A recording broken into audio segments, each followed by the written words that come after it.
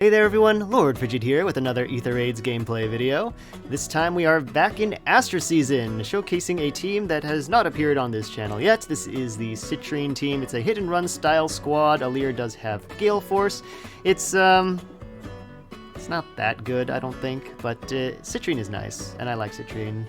Favorite unit from Engage, I would say. And yeah, that's why this team exists. Citrine is able to do some funny things, like taking out Fomortis. And then Alir was able to reposition her out of the way. She is now in range of Mirabilis and Rayson. Unfortunately, due to Mirabilis' new Refine, she does inflict the prevents counterattack status, so Rayson does not go down. But it's at least good to get one of the refreshers out of the way. I did have to wait till turn 2 to do that, just because the Dimitri does have Odd Tempest, or he did. He's now dead. And I actually messed this one up a little bit. I should have not placed Aether where she was, so I could reposition Alir out, or reposition Citrine out with Alir. Fortunately, Rayson is not the heaviest hitter in the world, so I was able to leave Citrine in there safely and not have to surrender the match due to placing Aether poorly. And here I can now move Aether out of the way and also Veil, so I can reposition Citrine straight down. And she is in range of Rayson. Faye will not move before he attacks, so that takes care of all the refresh power this map has to offer.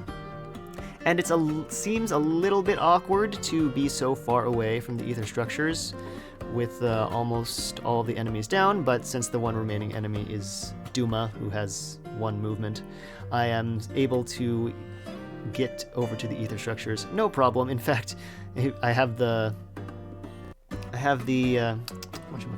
time to have Veil go all the way over to the left edge of the map and just kind of break her way up towards them. So the downside to having an armor on your map, I guess. For match number 2, I've deployed the Edelgard team. This team is still around. This strategy is a safety fence abuse strategy, where I have Edelgard go straight up the 4th column, taking out Cordelia and Soren on the first turn and retreating out to get repositioned to safety. Note Yuri's positioning here because it is absolutely critical for turn 2. After I have Veil destroy the tactics room, I'm able to have him move up 2 spaces above Aether and use Foul Play on Edelgard again, so she can be in range to hit the Mirabilis, taking out the enemies. Really, the only way they can even have a chance at mounting a threatening approach against my team. So without that, Sonya, Black Knight, and Freyr are just kind of walk forward, and it's not anything particularly scary. I guess the Freyr's a little annoying, just because he's so crazy bulky that even Aether, who has a relatively player phase oriented kit, I think, and massive attack and just triangle advantage is the other thing I was wanting to mention, it still takes her 2 rounds of combat to take him out. So that was kind of annoying, but annoying is all it is. And now the only enemy on the map is the Black Knight. If I recall correctly, I had Veil take him out. I'm not really sure. Oh yeah, he must. I don't think he has a blessing. 40 HP seems pretty low. But yeah, I had Veil take him out because it's just awkward to get Edelgard up there. For match number 3, I have deployed a new team. This is my wall breaking team. This team used to have Brave Alm and Summer Leegyarn on it, and now it's just the Claude show, because Claude is better at wall breaking than those two are, in my opinion, and he also has superior mobility, well, superior post-combat mobility at the very least, and also he does have the damage reduction is nice, and it gives him a bit more. It gives him an added dimension, and we'll actually get to that in the next match, I believe. But for now, it's mostly just the fact that he hits hard. Frankly, in my opinion, he's kind of overtuned, but others may have a differing opinion. Let's see here. I moved Aether over there, over to where she is, so so I could block the Garen's action. And then I guess I just reorganized my team. I thought maybe I might try and mount an offense there, but nope, just did a little bit of stalling. And from there, I had Claude take out the leaf, and the enemy can't really approach, they just don't have the movement range required to properly get to my team. The Garen, of course, only having 2 movement is the biggest part of that equation. And I guess even if he had more, the Mirabilis wouldn't have been able to refresh him. Which actually might have been problematic, because then she would have been able to refresh the air. Interesting. Anyway, that's a wrap on this map, basically. The only enemy left is the Edelgard, and with lethality online, there's absolutely no way she survives Claude. What else can I say about this team while I wait for the map to end? I don't know. I guess Aether was core on this team before Veil came up. But now I'm thinking I probably want Veil to be a core mythic alongside Naga. I'm keeping Naga because of the dragon effectiveness, and Veil, the bonus distribution is just really nice for Claude's weapon, so I might just keep her around. For match number 4, I've deployed the Claude team again against this save armor cluster strategy. This is kind of why I don't think save armor clusters are a good strategy. It's just one wall breaker and you just lose. And maybe the people who designed these maps are okay with that. That's totally fine. You allow whatever weaknesses you're comfortable with. But just be aware that for maps like these, it does have that fairly glaring weakness. Yeah, there's really not a whole lot to say. The map was basically over the instant I deploy. The map was over at the team deployment. I was a little surprised that Claude wasn't able to lethality his way through Henriette without the triangle attack effect, but ultimately it wasn't a huge problem. I'm just gonna go ahead and let the rest of this one play out.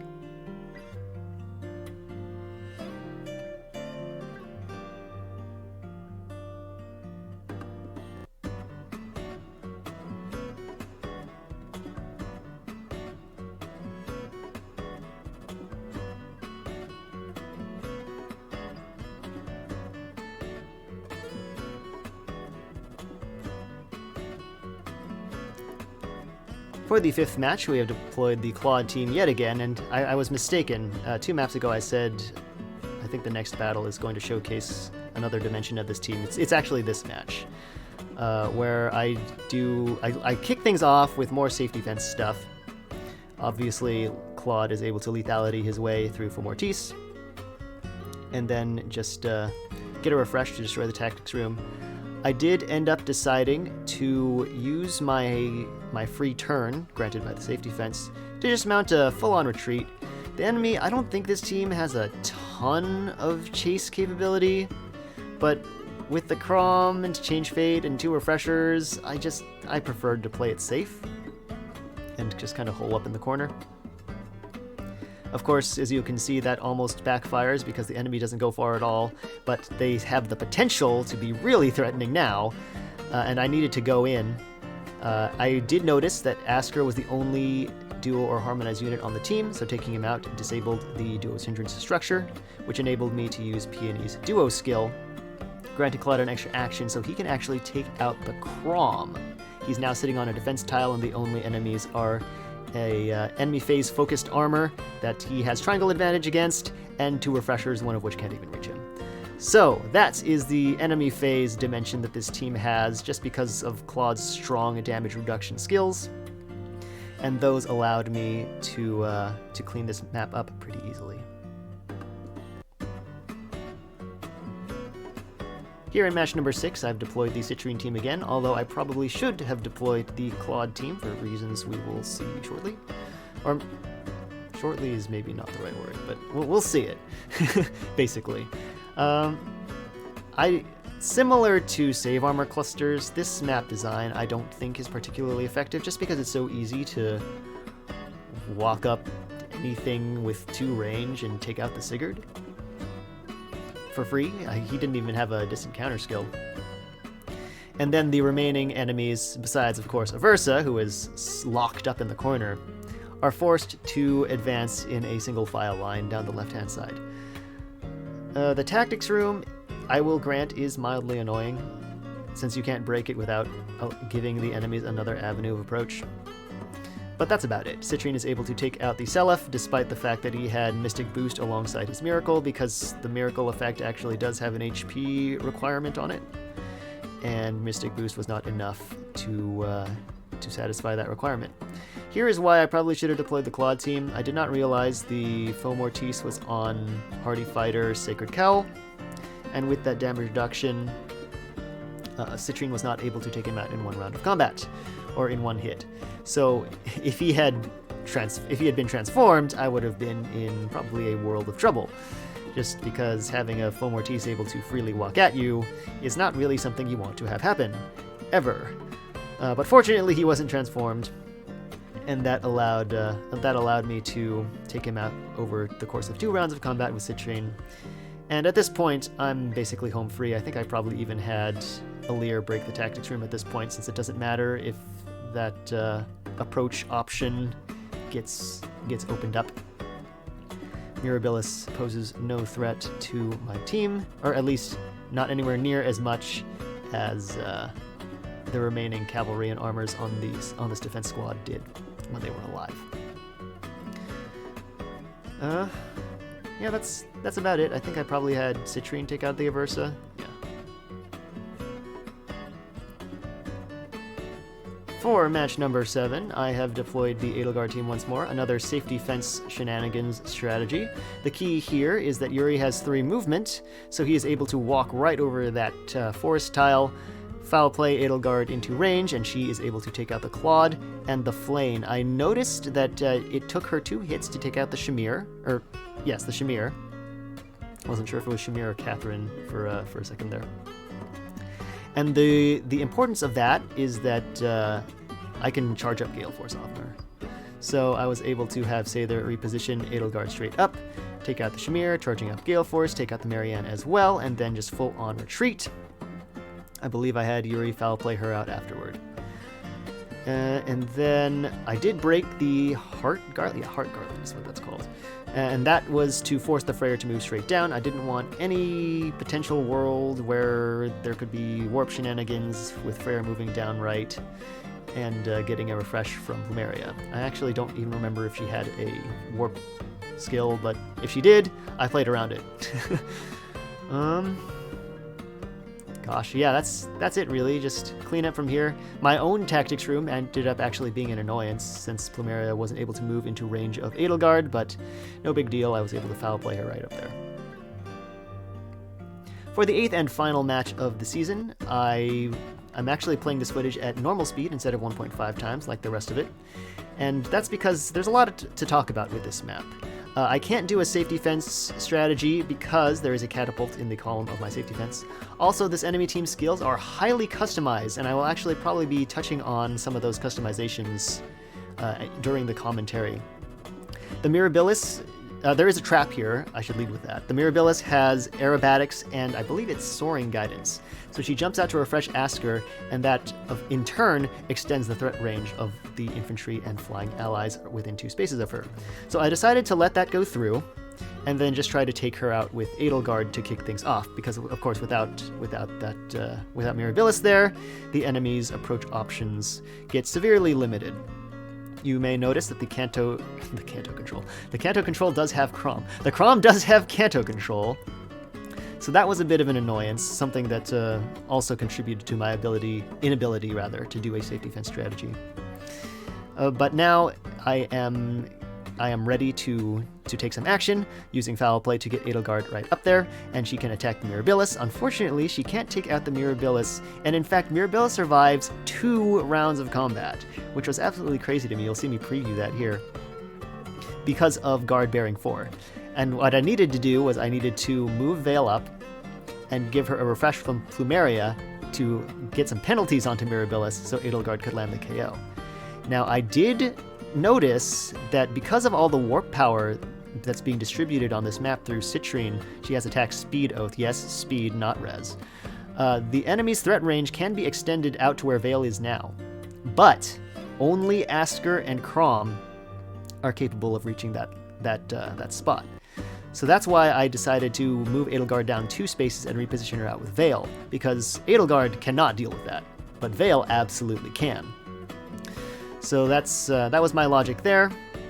And then from here, I am basically home free. Edelgard is able to take out Asker and Citrine. Vale is able to take out Robin and get a foul play from Yuri to achieve a safe ending position.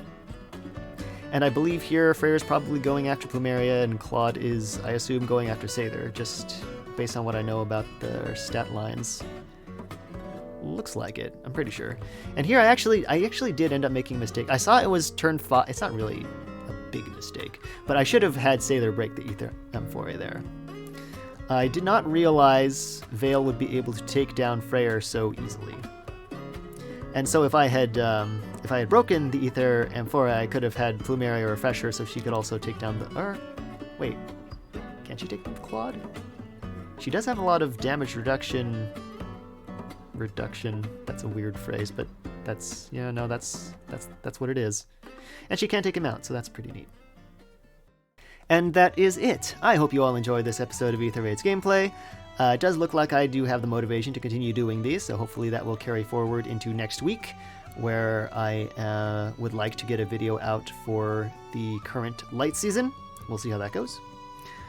I'm still trying to work out how I want to handle losses now. I did have about probably 5 of them this past Astra season, mostly due to silly things like, oh, there's a catapult in the same column as my safety fence and I didn't notice. Or, oh, I didn't see that the enemy had Kanto control and Yuri just got hit with it deep in enemy territory. Great! Silly stuff like that. So I don't know. I've never really felt the motivation to do full commentary for those battles, which is what I used to do, but maybe I can put together a blooper reel at the end of each video or something. We'll have to see. I'm still thinking about it. At any rate, thank you all so much for watching, and I will catch you next time.